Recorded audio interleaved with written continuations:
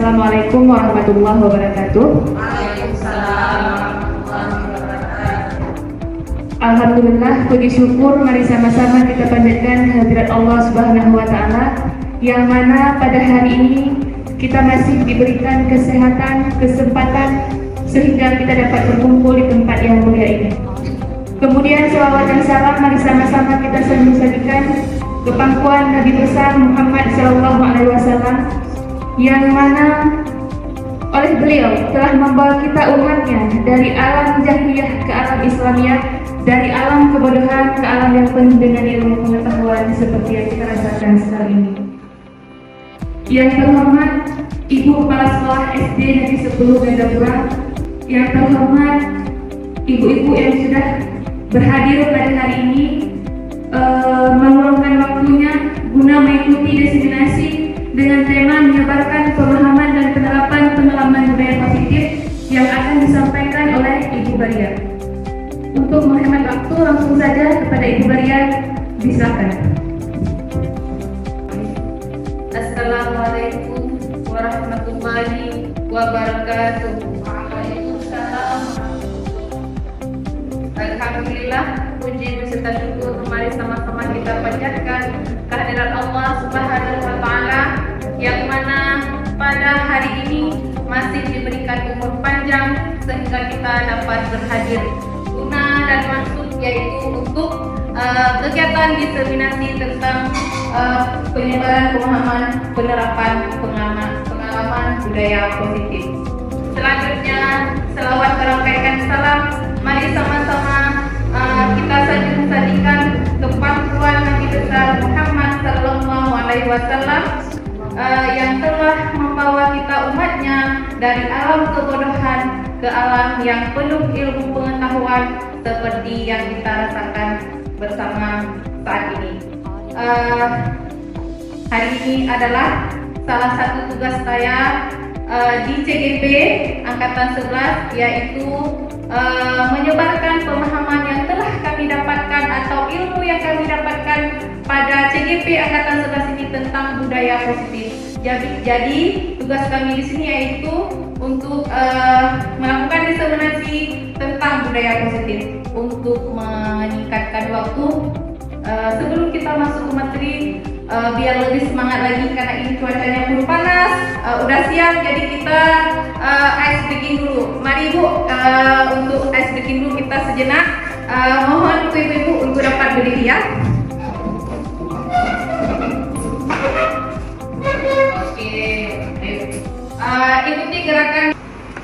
Tangannya ke kanan digerak-gerakkan, tangannya ke kiri digerak-gerakkan, tangannya ke depan digerak-gerakkan, tangannya disilang, jempol digoyang. Oke, tepuk tangan untuk kita semua ya.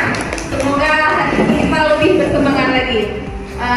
Oke, saya ucapkan juga terima kasih pada Ibu hari ini telah studi kiranya menyempatkan sedikit waktunya untuk kita bersama akan mendengarkan tentang pemahaman budaya positif. Oke, ini adalah konsep inti dari budaya positif, yaitu ada 8 konsepnya, yaitu yang pertama perubahan paradigma belajar, disiplin positif, nilai-nilai kebajikan, kebutuhan dasar manusia, motivasi perilaku manusia, posisi kontrol guru, keyakinan kelas, serta segitiga restitusi. Inilah konsep-konsep yang akan kita bahas pada diseminasi hari ini. Baiklah ibu-ibu, inilah pembelajaran dengan paradigma baru, yaitu pembelajaran dengan paradigma baru merupakan pembelajaran yang dirancang berdasarkan prinsip pembelajaran berdiferensiasi. Maksud diferensiasi di sini yaitu berbeda. Itu berbeda dari tingkat minat ataupun bakat siswa, sehingga para peserta didik belajar sesuai kebutuhan pemilihannya berdasarkan tahap perkembangan sesuai dengan psikologi modern untuk mewujudkan profil pelajar Pancasila. Jadi sebagaimana yang kita ketahui bersama, ada 6 profil pelajar Pancasila. Yang pertama yaitu beriman, bertakwa kepada Tuhan Yang Maha Esa, berakhlak mulia, kemudian berkebinekaan global, gotong royong, kreatif, bernalar, kritis, dan mandiri. Jadi inilah harapan kita untuk murid kita akan karakternya sesuai dengan profil pelajar Pancasila. Ini Bapak Ibu semuanya, miskonsepsi tentang teori kontrol. Jadi di sini ilusinya ini adalah sebuah ilusi tentang kita guru, bahwa guru itu mengontrol muridnya, mengontrol murid dari belakang. Jadi kita guru yang memberikan instruksi untuk siswa. Ini adalah sebuah ilusinya tentang teori kontrol. Kemudian ilusi bahwa semua penguatan positif, efektif, dan bermanfaat. Jadi sini kita berpikir bahwa apa yang kita lakukan untuk murid itu akan berdampak positif atau bermanfaat. Kemudian ilusi bahwa kritik dan membuat rasa bersalah mampu menguatkan karakter. Jadi ketika murid di sini melakukan kesalahan, dengan kita memberi dia rasa bersalah atau membuat sebuah kritikan dengan kesalahannya, kita menganggap di sini bahwa ini adalah menguatkan karakter atau bisa merubah karakter seseorang. Kemudian ilusi bahwa orang dewasa berhak memaksa. Di sini pun miskonsepsi tentang teori kontrol ini, kita menganggap orang dewasa, kita guru, bahwa guru kita berhak memaksa atau berhak menentukan satu arah untuk muridnya. Padahal pada kenyataannya murid bisa menentukan arahnya kemana. Kita guru hanya bisa untuk menuntun, bukan menuntut. Selanjutnya ini adalah perubahan paradigma stimulus respon tentang teori kontrol, di mana ada stimulus respon itu ada 6 poin dan teori kontrol juga ada 6 poin. Di sisi sebelah kiri ada stimulus responnya, yaitu kita guru mencoba mengubah orang agar berpandangan sama dengan kita. Ini maksudnya di sini kita apa yang kita pandang atau kasat mata kita, apa yang kita lihat, apa yang kita ketahui, kita menganggap orang lain akan sama seperti kita. Namun pada teori kontrol kita berusaha memahami pandangan orang lain tentang dunia. Jadi di sini di mana ketika orang lain tidak sama pemahamannya atau pandangannya dengan kita berusaha untuk pandangan orang lain itu kita berusaha untuk memahaminya. Jadi kita tidak menganggap bahwa orang itu sama akan dengan kita. Kemudian perilaku buruk dilihat sebagai suatu kesalahan. Di sini kita apabila ada murid kita melakukan kesalahan, langsung kita menvonis bahwa itu yang dilakukan itu adalah salah. Namun teori kontrolnya, semua perilaku memiliki tujuan. Jadi seseorang, baik murid, baik kita dengan rekan guru, apapun yang dia lakukan itu punya tujuan atau maksud tertentu. Yang ketiga, orang lain bisa mengontrol saya. Jadi kita menganggap orang lain itu bisa mengontrol diri kita. Namun pada teori kontrol, yang bisa mengontrol diri kita adalah diri kita sendiri. Apa tujuan, apa yang keinginan kita ingin ketahui adalah kita sendiri yang tahu. Tidak mungkin orang lain mengetahui apa maksud tujuan kita. Kemudian saya pemaksaan ada pada saat bujukan gagal. Di sini kita memaksa orang untuk melakukan kebaikan tanpa kita tahu atau menanyakan kenapa dia membuat suatu kesalahan. Kemudian kolaborasi pada teori kontrol, kolaborasi dan konsensus menciptakan pilihan-pilihan baru. Di sini pun pada teori kontrol ini kita berkolaborasi, ada hubungan baik kita sesama guru, baik itu kita dengan murid kita, itu melakukan kolaborasi untuk menciptakan pilihan-pilihan baru. Kemudian model berpikir menang kalah itu pada stimulus respon. Jadi kita di sini menganggap atau berpikir tentang menang kalah. Dalam pembelajaran itu jika siapa benar kita langsung membenarkan, yang salah kita akan memvonis dia salah. Padahal pada kenyataan teori kontrolnya model berpikir menang-menang. Jadi walaupun ketika orang lain baik murid maupun rekan guru, sesama guru itu walaupun kita tahu apa yang dilakukan atau pemahamannya salah, kita tidak mencap atau mencap dia itu salah. Namun di sini adalah kita memberikan sedikit penguatan, baik itu pemahaman sehingga dia tidak merasa apa yang dilakukan itu adalah kurang baik atau memang salah. Kemudian disiplin positif. Disiplin positif ini merupakan salah satu cara penerapan disiplin yang bertujuan untuk menumbuhkan kesadaran serta memberdayakan peserta didik tanpa imbalan, penghargaan, reward, ancaman atau hukuman. Namun disiplin berasal dari kata disiplin, artinya belajar disiplin mengacu pada disiplin diri yang memiliki tanggung jawab terhadap apa yang dilakukannya berdasarkan nilai-nilai yang diyakini.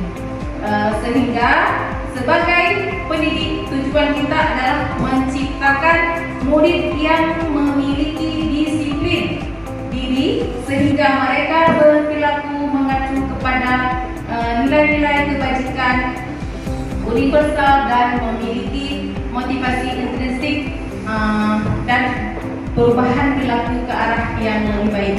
Jadi di sini disiplin positif ini kita mengajak atau memberi pemahaman kepada anak-anak untuk selalu berbuat nilai-nilai kebajikan yang baik-baik tanpa harus menuntut, tetapi kita menuntun dia ke arah yang lebih baik sehingga menimbulkan motivasi intrinsik, maksudnya motivasi dari dalam dirinya, bukan karena ada mengharap imbalan atau mengharap pengakuan dari temannya, pengakuan dari kita guru, tetapi dia melakukan sesuatunya adalah kemauannya sendiri tanpa mengharapkan sesuatu yang membuat dia bisa berubah. Itu jika ada berharap tentang sesuatu yang diharapkan itu hanya sementara. Namun apabila itu tumbuh dari dalam dirinya, itu insya Allah kedepannya dia akan seiring dengan jalannya waktu akan berkembang dengan sendirinya tanpa harus kita yang mendorong ke depan, tetapi keinginannya sendiri. Kemudian tentang nilai kebajikan. Inilah contoh nilai kebajikan dari berbagai organisasi. Yang pertama dari profil pelajar Pancasila, di mana yang kita ketahui beriman, bertakwa kepada Tuhan Yang Maha Esa, berkebinekaan global, gotong royong, bernalar kritis dan kreatif. Kemudian ada lagi dari organisasi APO Primitive Yes Program PAP. Ini yaitu tentang toleransi, rasa hormat, integritas, mandiri, menghargai, antusias, empati, keingin-tahuan, kreativitas, kerjasama, percaya diri, dan komitmen. Ada satu lagi tentang keterampilan life skill, yaitu dapat dipercaya, lurus hati, pendengar yang baik, tidak merendahkan orang lain, memberikan yang terbaik dari dirinya. Jadi di sini ketiga-tiganya ini adalah contoh-contoh nilai-nilai kebajikan. di mana di sini ketiga organisasi ini bisa kita terapkan atau kita lakukan baik di lingkungan sekolah maupun di dalam kelas kita masing-masing. Nah, selanjutnya tentang kebutuhan dasar manusia. Yang dimaksud di sini kebutuhan dasar manusia adalah segala sesuatu yang kita lakukan mendapatkan apa yang kita inginkan. Jadi yang sesuatu yang kita lakukan itu memang untuk kita inginkan apa tujuannya. Jadi seluruh tindakan yang kita lakukan memiliki tujuan tertentu dan semua usaha terbaik yang kita lakukan adalah dalam rangka agar kebutuhan dasar kita terpenuhi dengan baik. Memang apapun baik yang kita lakukan di lingkungan sekolah maupun di lingkungan masyarakat, seperti saya, contohnya, sesuatu yang saya lakukan pada hari ini ada tujuan dan maksud. Itulah kebutuhan dasar saya. Yang pertama, saya untuk menuntaskan tugas saya sebagai CGP. Itu tujuan saya untuk melakukan kegiatan ini. Namun yang kedua, maksud dan tujuan saya melakukan diseminasi hari ini adalah untuk melakukan perubahan untuk sekolah kita, atau khususnya di kelas saya, yang mana sebelumnya yang kita lakukan itu kurang benar atau belum benar. Setidaknya dengan kegiatan hari ini, dengan ilmu-ilmu yang saya dapat selama saya di CGP, bisa membawa perubahan walaupun tidak terlalu banyak, sedikit banyaknya saya akan mencoba untuk melakukan perubahan tersebut. Jadi inilah 5 kebutuhan kita sebagai manusia. Ada 5 kebutuhan. Yang pertama yaitu bertahan hidup. Maksud di sini kebutuhan bertahan hidup bisa dari makan, pakaian, tempat tinggal, atau kesehatan. Inilah dasar kebutuhan hidup untuk kita dapat bertahan hidup. Kemudian kasih sayang dan rasa diterima. Di sini apabila baik anak kita di rumah maupun murid kita di kelas, apabila ada melakukan sesuatu yang mencuri perhatian, baik perhatian temannya maupun perhatian kita guru dengan melakukan sesuatu hal, itu berarti dia ada kebutuhan dasarnya memang belum terpenuhi, yaitu ingin diperhatikan. Jadi dia ingin rasa diterima oleh baik dari temannya maupun kita guru. Kemudian penguasaan. Bagaimana cara untuk memenuhi kebutuhan penguasaan, yaitu harga diri, keinginan untuk dianggap, memimpin, berprestasi, diakui dan didengar. Jadi di sini apabila ada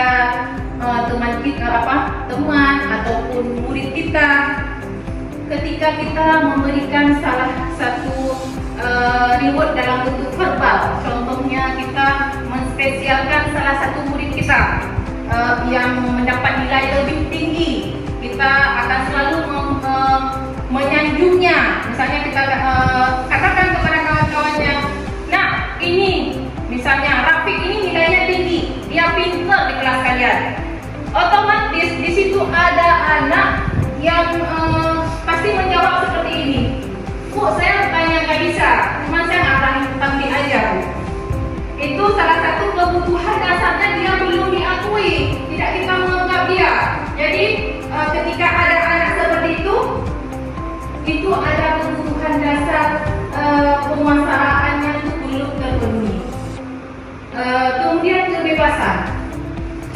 Ada misalnya murid kita yang suka ganggu temannya atau membuat suatu kegaduhan dengan bercerita dengan teman sebangkunya atau tertawa, itu dia mencoba untuk memenuhi kebutuhan dasarnya untuk kebebasan, atau dia berhak memilih apa yang dia inginkan. Contohnya kita ketika memberi pelajaran kepada anak-anak, nah ini kamu tulis seperti ini, ada sebagian anak dia akan memilih sendiri. Bu, boleh nggak kalau saya seperti ini? Dia kan untuk kebebasan, berarti dia apa yang dia inginkan, dia akan mengutarakan kepada baik kita guru atau temannya. Jadi dia mencoba untuk memenuhi kebutuhan dasarnya kebebasan. Jadi kita tidak boleh nak harus seperti ini. Tetapi kita memberikan kebebasan kepada anak itu. Namun tidak terlepas dari urutan atau arahan daripada kita guru. Dia berhak memilih apa yang dia inginkan. Kemudian kesenangan, bermain, humor, antar antusias, tertawa, itu jangan kita larang. Jika anak-anak ini dilakukan beberapa hal yang tersebut di sini, ini adalah kesenangannya. Selanjutnya, motivasi perilaku manusia. Seperti yang saya jelaskan tadi, motivasi itu ada dari dalam, ada dari luar, intrinsik dan ekstrinsik. Kalau ekstrinsik itu dari luar, dia melakukan sesuatu itu karena mengharapkan imbalan, atau seperti contohnya apabila murid kita dia melakukan tugas-tugasnya, pasti dia untuk mendapatkan nilai yang terbaik, atau dia takut akan hukuman yang akan kita berikan. Namun pada motivasi intrinsik itu dia menjadi orang yang mereka inginkan dan menghargai dirinya sendiri. Jadi dia apa yang dia lakukan itu bukan karena orang lain, tetapi karena ingin dirinya untuk memperbaiki dirinya, untuk dirinya lebih berkembang lagi. Jadi tanpa ada mengharap sesuatu. Jadi kalau ekstrinsik itu hanya bertahan sementara, sedangkan intrinsik dari dalam dia akan konsisten dalam arti kata apapun yang dia lakukan itu akan berkelanjutan ke depannya.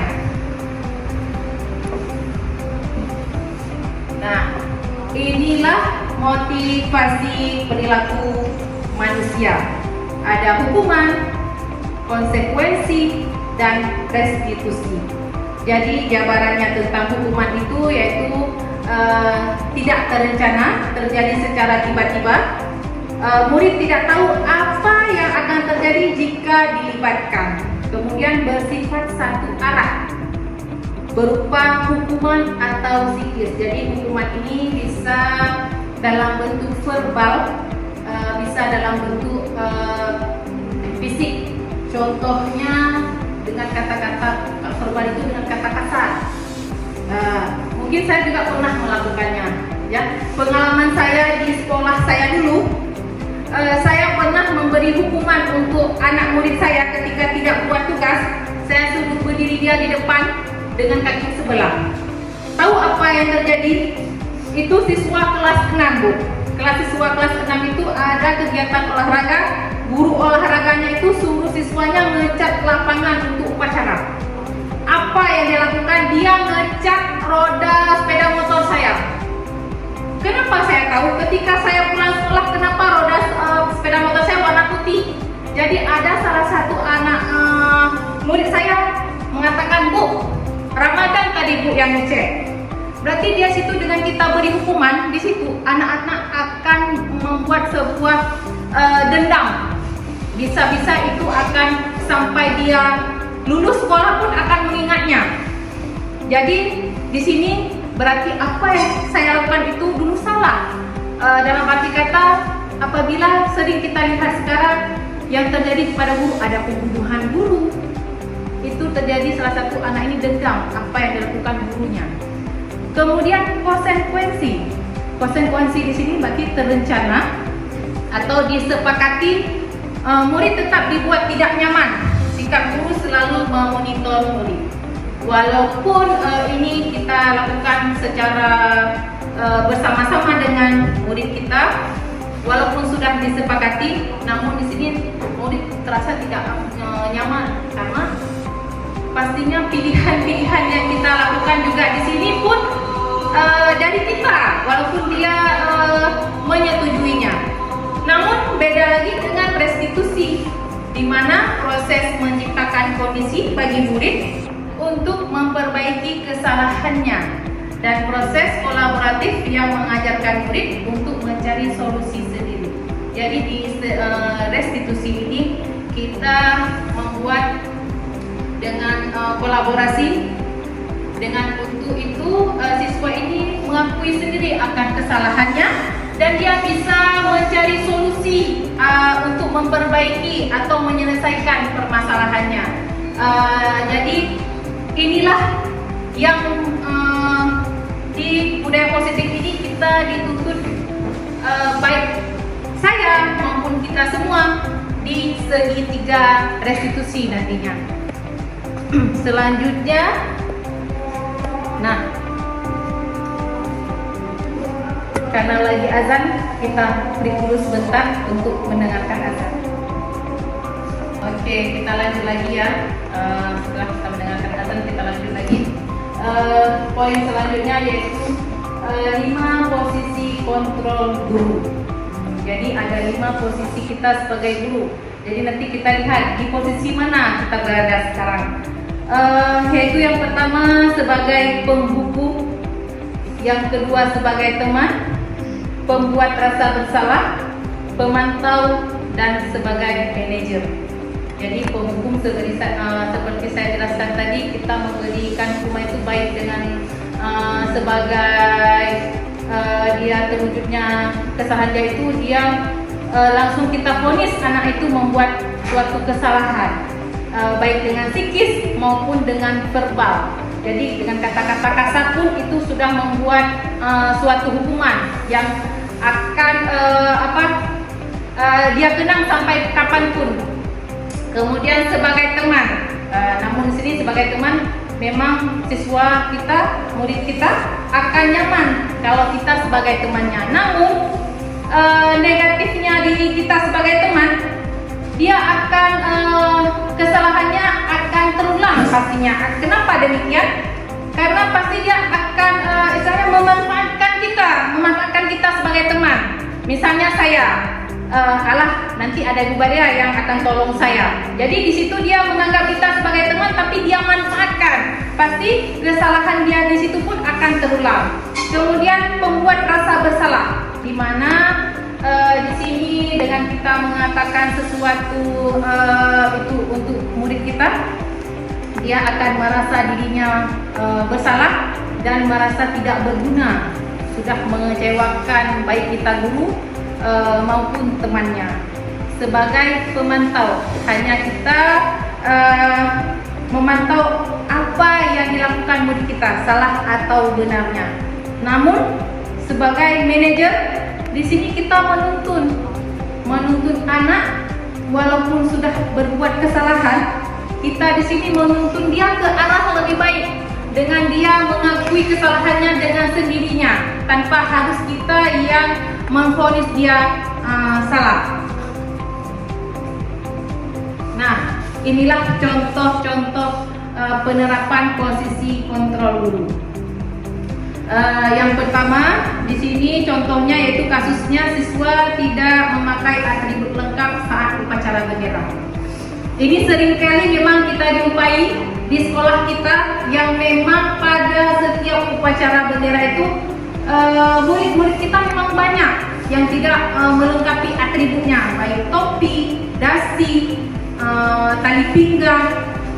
Jadi kita sebagai guru di sini, jika ada kita suruh murid kita dengan kesalahan dia tersebut, suruh hormat bendera sampai jam istirahat misalnya, itu adalah sudah melakukan hukuman. Jadi posisi kita ini adalah sebagai penghukum. Kemudian kita akan mengatakan beberapa kali, ibu bapak harus memberitahu kamu selalu saja mengecewakan ibu. Jadi dengan kalimat-kalimat ini si anak atau murid kita akan merasa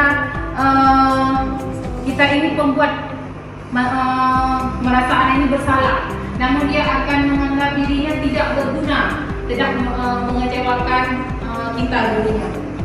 Kemudian ada lagi posisi kontrol sebagai teman yang saya jelaskan tadi dengan kalimat, ayo dong ikuti aturan sekolah, tolong bantu ibu sekali ini ya. Sudah, tidak apa-apa, lain kali jangan membuat seperti ini lagi ya. Ini akan membuat nyaman murid kita, namun akan bermanfaat kita sebagai temannya. Jadi di sini ada positif dan negatifnya. Kemudian sebagai pemantau, kamu sudah melanggar peraturan, kamu tahu konsekuensinya. Setelah upacara kamu beli atribut ya ke koperasi, kamu jangan ulangi lagi. Jika kita lakukan ini, bagaimana dengan murid kita yang memang uang jajannya pas-pasan, atau dia memang tidak dibekali dengan uang jajan, atau hanya dibekali dengan makanan dari rumah? Kita di sini tanpa memikirkan apa yang kita lakukan itu apa efek untuk murid kita. Kemudian ada lagi sebagai manajer. Inilah yang diharapkan sebenarnya. Apakah kamu tahu kesalahanmu? Kira-kira bagaimana kamu memperbaiki kesalahanmu?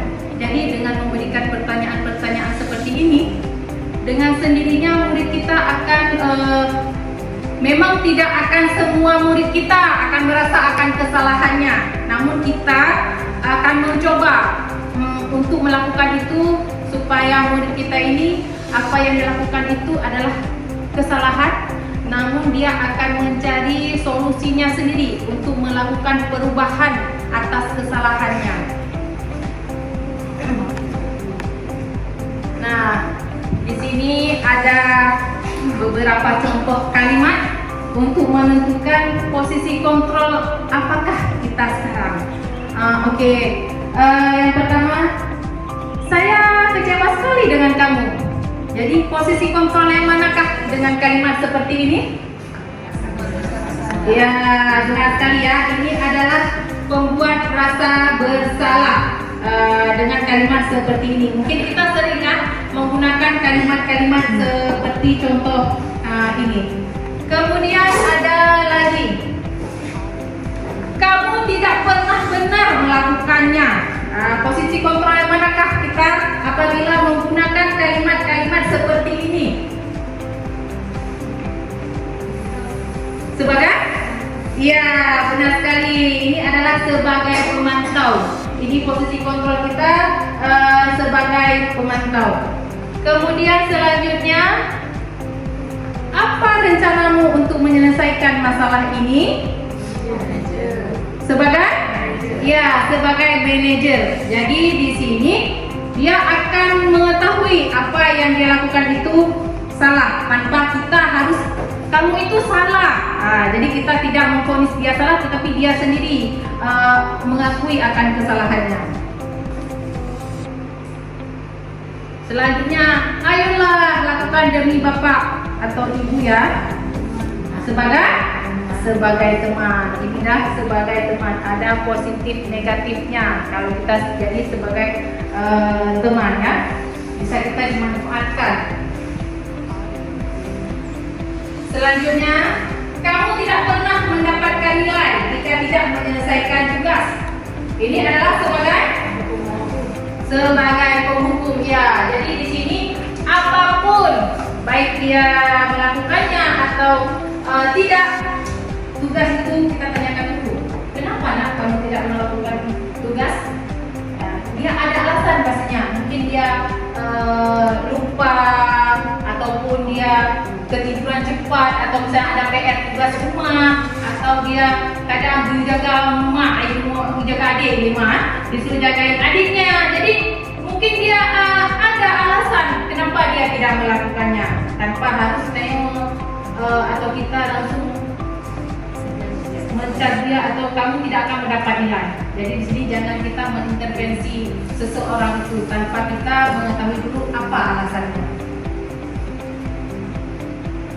Nah, sampailah ke keyakinan kelas. Kenapa harus keyakinan kelas? Mengapa bukan peraturan? Ada ibu, bapak, ibu.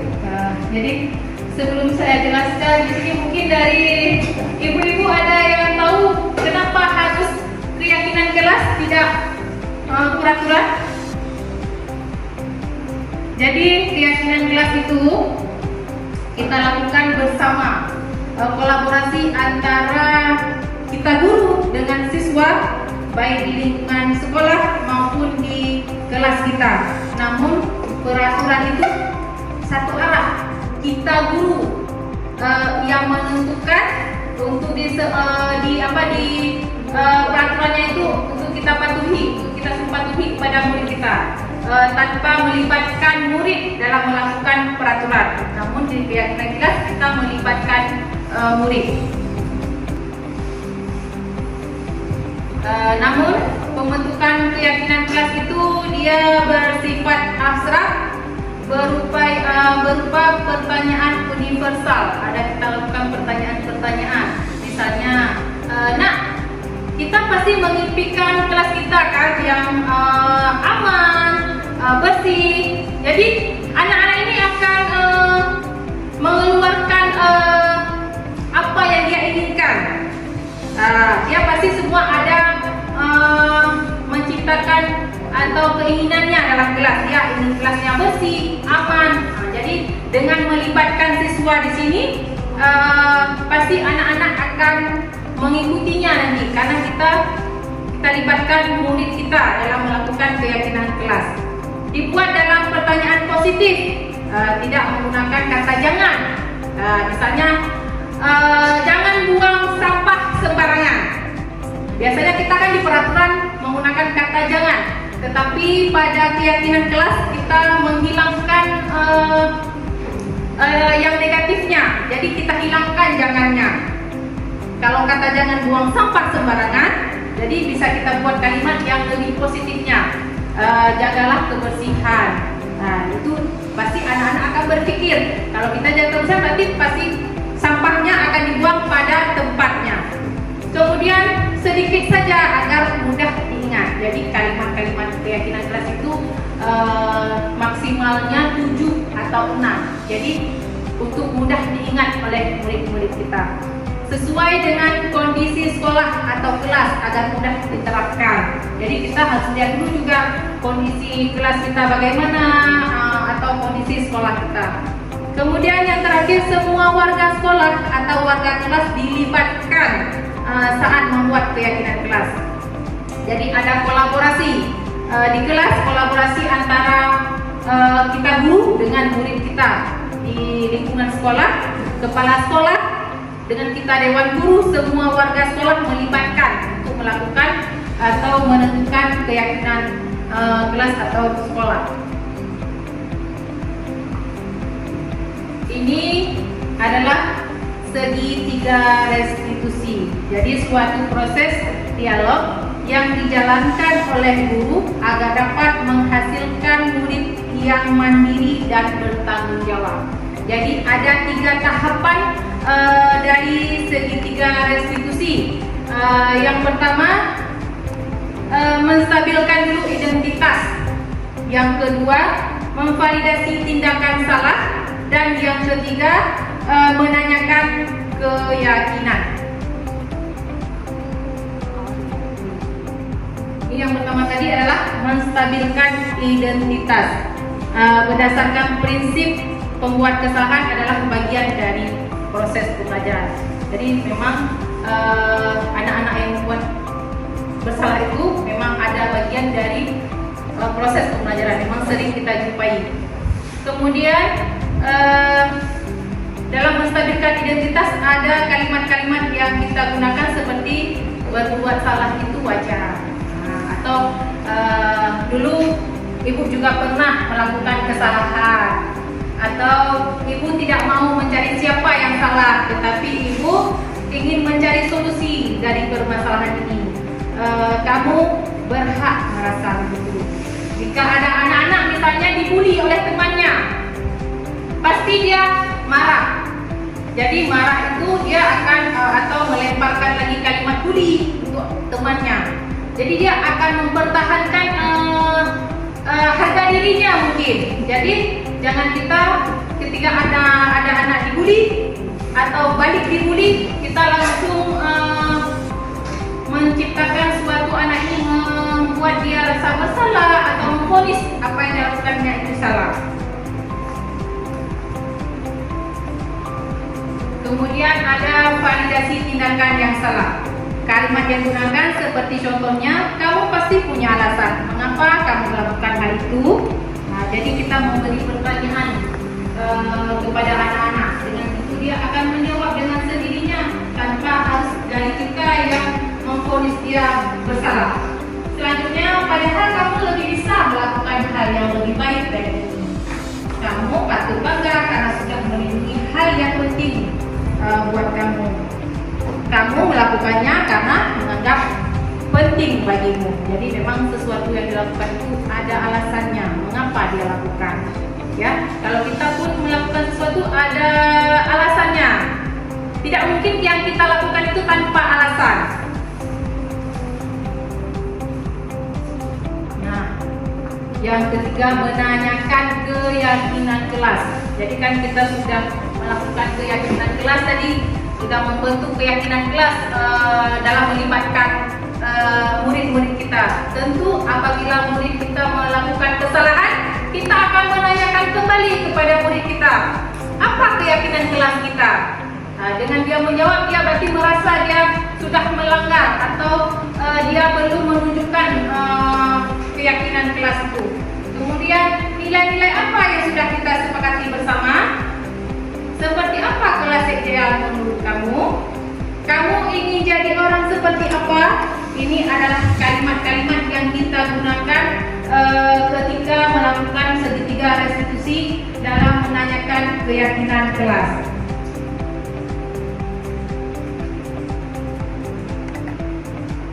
Sekarang kita lihat video segitiga restitusi.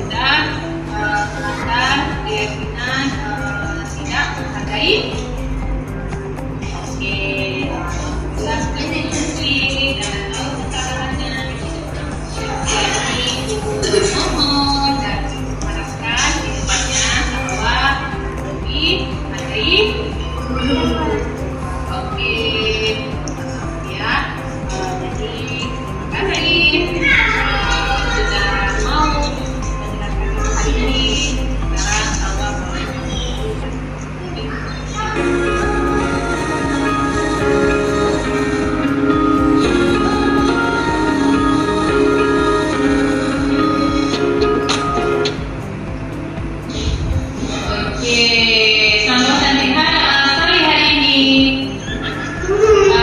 Sama hari ini hari apa ya? Hari Senin. Hari Senin. Oke, hari Senin itu contoh nih.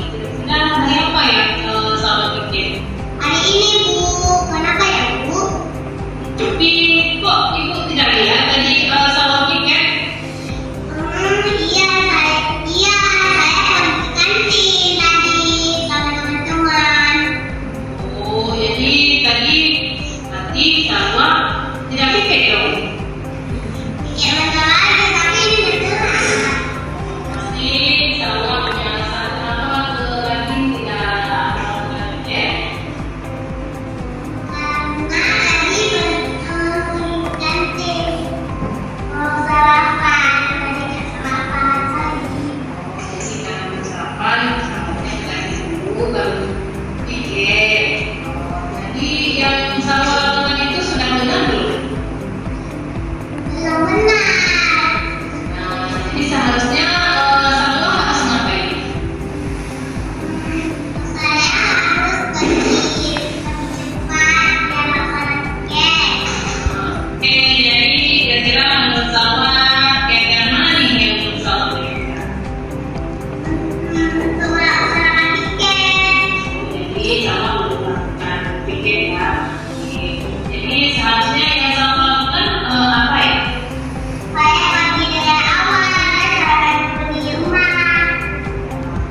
Jadi, oke, cepat. Jadi, kemarin nantinya supaya sama lebih disiplin waktu lagi. Ya, boleh pasang.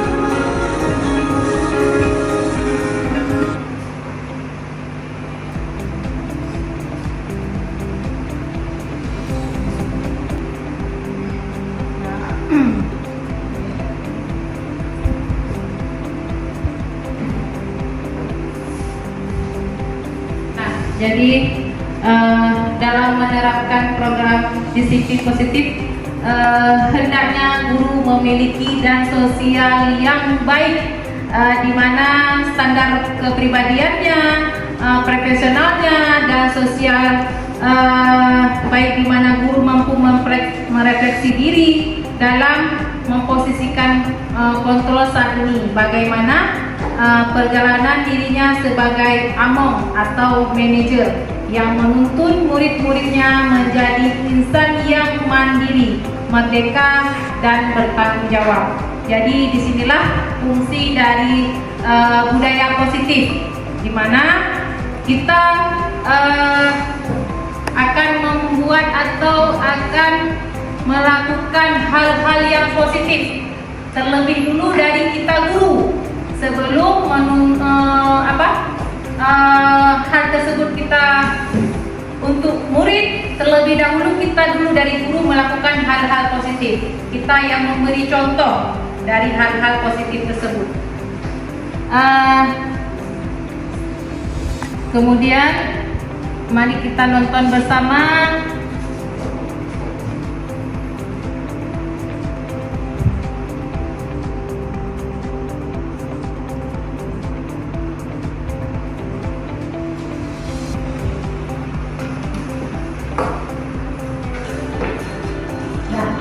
Inilah contoh video dari 5 posisi kontrol guru.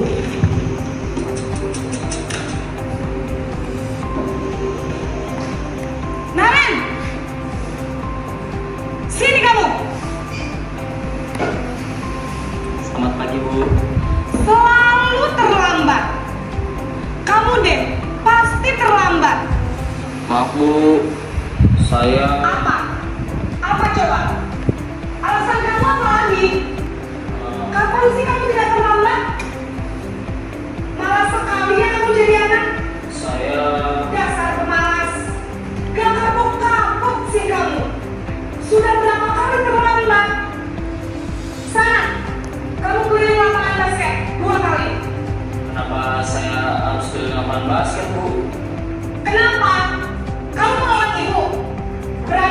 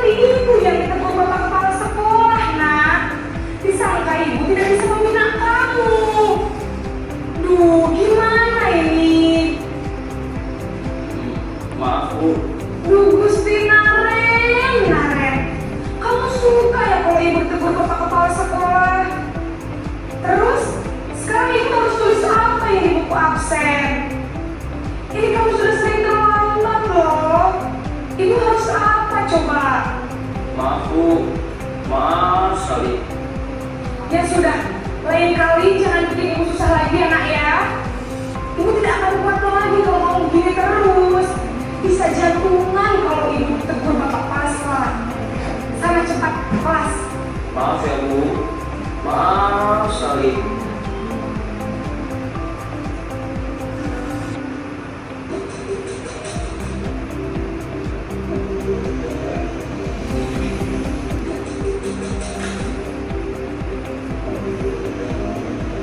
Nan!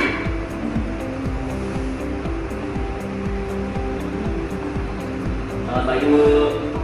Wah, sudah jam berapa ini nak? Terlambat lagi ya sayang. Iya Bu, habis ibu saya lupa bangunkan saya Bu. Kamu malah menyalahkan ibu kamu. Kamu bukannya anak yang larinya paling kencang. Kok terlambat sih? Iya Bu, saya memang terlambat bangun tadi. Jadi biarpun saya lagi kencang, tetap gak kejar Bu. Ya sudah sana. Nanti lain kali larinya lebih kencang lagi ya. Biar gak terlambat lagi. Bikin senang ibu. Demi ibu. Bisa kan? Bisa Bu.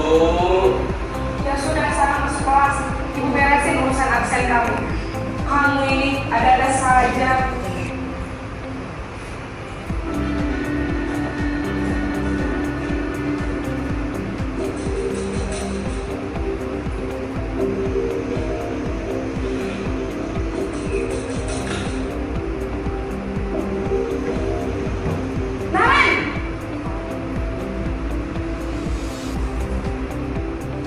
Selamat pagi Bu. Naren, apa peraturan sekolah kita tentang jam berapa kita harus masuk sekolah, nak? Kita harus di sekolah jam 7 Bu. Iya betul, sekarang sudah jam 7.20. Naren sudah tahu konsekuensinya jika terlambat hadir. Paham Bu, saya harus tinggal kelas pas jam istirahat selama 20 menit. Iya benar, konsekuensinya demikian. Jadi nanti jam 9.30 pas istirahat, kamu harus tinggal di kelas, kerjakan tugas tambahan untuk ketertinggalan kamu, ya? Baik Bu.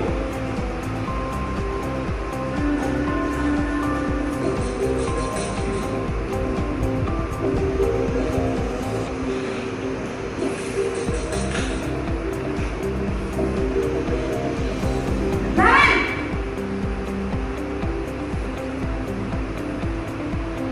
Selamat pagi Bu. Selamat pagi Naren. Maaf Bu, saya terlambat. Iya, sekolah masuknya jam 7, sekarang sudah jam 7.20. Jadi sekarang bagaimana ini, Naren? Maaf Bu, saya lupa alarm saya semalam. Baiklah, menurut kamu, keyakinan sekolah yang mana yang perlu kamu tingkatkan? Menghargai diri sendiri dan orang lain mungkin ya Bu. Setuju. Jadi, apakah Naren meyakini prinsip saling menghormati tersebut? Iya Bu, saya meyakininya. Apakah Naren bersedia memperbaiki masalah keterlambatan ini? Bersedia Bu. Bagaimana kamu akan memperbaiki masalah keterlambatan ini?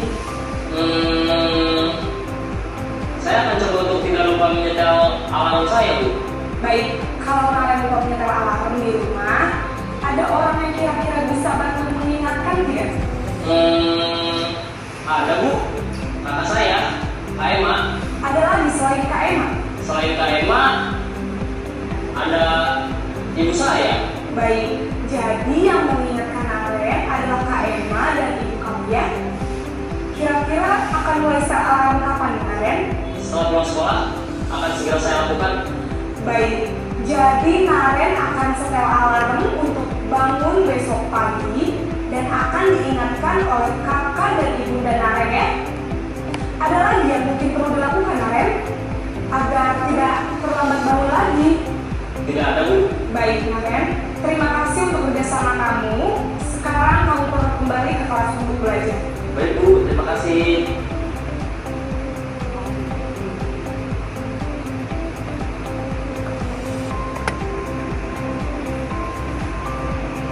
Nah, jadi dari beberapa video tadi, dari ada segitiga restitusi, baik itu segitiga restitusi maupun posisi kontrol guru.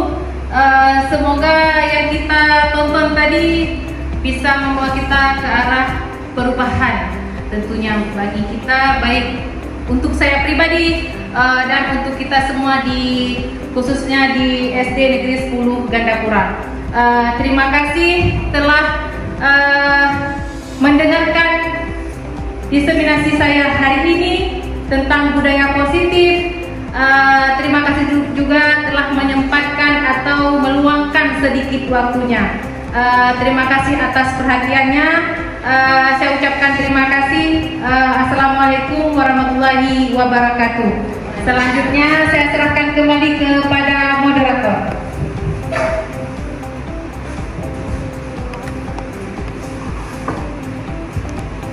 Baik, terima kasih. Itu dia tadi Bapak Ibu, kita sudah menyimak atau mengetahui tentang penerapan budaya positif.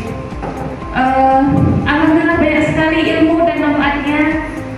Semoga apa yang kita dengarkan hari ini membawa manfaat untuk kita dan untuk sekolah kita pada umumnya. Langsung saja Bu, kita masuki dalam sesi tanya jawab. Mungkin ada ibu-ibu yang ingin menanyakan atau mengajukan pertanyaan, boleh silakan. Assalamualaikum warahmatullahi wabarakatuh. Baik, perkenalkan saya Amina SPDI, saya guru SD juga, sama-sama kita sudah saling kenal ya kan. Kepada calon guru penggerak kita Ibu Maria SPDI, saya ingin menanyakan atau mau tahu tanggapannya bagaimana tentang 5 posisi kontrol yang sudah kita ketahui tadi. Salah satunya posisi manajer dan lagi posisi penghukum. Untuk kita ke depannya, posisi mana yang lebih baik kita terapkan untuk anak kita di sekolah? Ini menurut saya, karena ini masih anak-anak SD Bu ya, karena anak SD ini lebih kepada kita mendomainnya sebagai teman kalau saya pribadi sih Bu. Nah, terima kasih Bu, hanya itu yang bisa saya tanyakan. Assalamualaikum warahmatullahi wabarakatuh. Baik, terima kasih Bu. Sudah dapat pertanyaannya? Mau langsung dijawab? Oke, silakan. Oke, terima kasih kepada Ibu Ami yang luar biasa. Jadi kelima posisi kontrol tadi seperti sudah kita nonton sama-sama di video, ada 5 posisi kontrol sebagai penghukum, sebagai teman, pembuat rasa bersalah, pemantau dan manajer. Jadi kelima-lima itu ada mungkin dari kita guru, ada kelima-limanya kita lakukan. Cuman kita tidak tahu nama posisi kontrolnya. Jadi tidak ada salahnya jika kita memposisikan diri kita sebagai teman. Namun ada sisi negatifnya dari posisi teman tadi. Jadi murid kita akan memanfaatkan kita karena bisa melindungi dirinya dari kita. Namun di sini kelima posisi tersebut adalah yang paling terbaik misalnya. Namun walaupun susah kita lakukan, apalagi kita di SD, namun usaha kita dari dulu. Itulah manfaat kita guru di sini memposisikan diri sebagai manajer. Jadi kita menuntun, lebih ke menuntun bukan menuntut. Jadi kita di sini menuntun murid kita dari kesalahannya, memperbaiki itu, dan murid kita mengakui kesalahannya dan mencari solusinya untuk memperbaiki akan kesalahannya. Mungkin yang saya sampaikan yaitu memposisikan sebagai manajer. Jadi bagaimana Ibu Amina, sudah jelas atau sudah puas dengan jawaban saya? Ya, keren sekali sih kalau kita lihat memang kita sebagai seorang guru, kita harus memposisikan diri kita sebagai manajer untuk murid-murid kita di sekolah. Cuman realita lapangan itu lain. Kita tidak menggunakan sebagai hukum, tapi lebih kepada teman karena anak kita masih kecil-kecil seperti itu. Tapi intinya yang harus kita lakukan adalah kita tanamkan posisi manajer. Itu yang harus kita pegang kuat seperti itu. Inilah namanya disiplin positif. Terima kasih. Terima kasih Bu Maria. Oke, luar biasa, terima kasih atas penguatannya.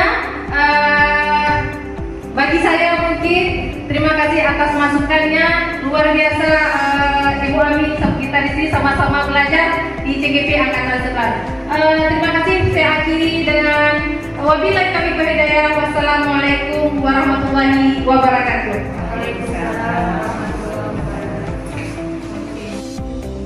Baik Bapak Ibu, semoga apa yang kita dengar, apa yang kita simak hari ini membawa manfaat atau perubahan untuk saya pribadi, untuk kita pribadi khususnya, dan untuk sekolah SD Negeri 10 Kartapura umumnya. Mungkin ini saja untuk hari ini. Lebih dan kurang saya mohon maaf. Saya akhiri wabillahi taufiq wal hidayah. Wassalamualaikum warahmatullahi wabarakatuh.